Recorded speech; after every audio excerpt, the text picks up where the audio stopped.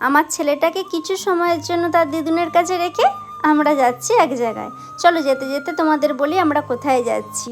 আর সত্যি কথা বলতে ছেলেটার মুখে এই হাসি দেখেই কিন্তু যেতে পারছি, যদি কান্না করতো তাহলে আর আমার যাওয়া হতো না।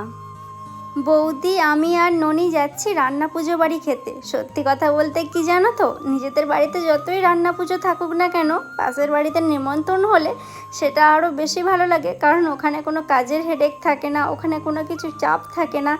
জোকসাপাট কেউ সিরিয়াসলি নেবেন না। বাড়িতে কিছু কাজ বাড়ি হলে, বাড়িতে অনুষ্ঠান হলে কার না ভালো লাগে বলো? আর নেমন্তন্ন বাড়ি পড়লে সেটাও তো ভালো লাগে। বিশেষ করে রান্না পুজো বাড়ি যতই বাড়িতে থাকুক না কেন, 2-4টে নেমন্তন্ন পড়লে মন্দ লাগে না।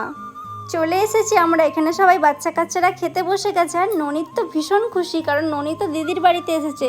ওই যে শ্রেষ্ঠা বসে আছে, শ্রেষ্ঠাকে তো দিদি দিদি করে পাগল আমাদের ননি। এটা আমার সম্পর্কে একটা মামার বাড়ি। আমাদের এখানে প্রায় সব বাড়িতেই রান্না পুজো হয়। আর সত্যি কথা বলতে রান্না পুজোর ওই আগের দিনের পান্তা ভাত আর সাথে গরম ভাত আর পাঁচমিশালি ভাজা জাস্ট অমৃত লাগে। রান্না পুজোর সময় যেসব মেনুগুলো করা হয় সেগুলো যদি বছরের অন্য কোনো সময় করা হয় মোটেও কিন্তু সেই স্বাদ আসে না। তোমাদের কার কার বাড়িতেই রান্না পুজোর প্রথা আছে অবশ্যই কিন্তু কমেন্ট করে জানিও। যাই হোক, আমাদের খাওয়া দাওয়া হয়ে গেছে, তাড়াতাড়ি চলে যেতে হবে, কারণ ওই যে আমার পিছুটা আন্টি, আমার ছেলেটি আমার জন্য অপেক্ষা করছে, তার জন্য তো আমাকে তাড়াতাড়ি যেতেই হবে।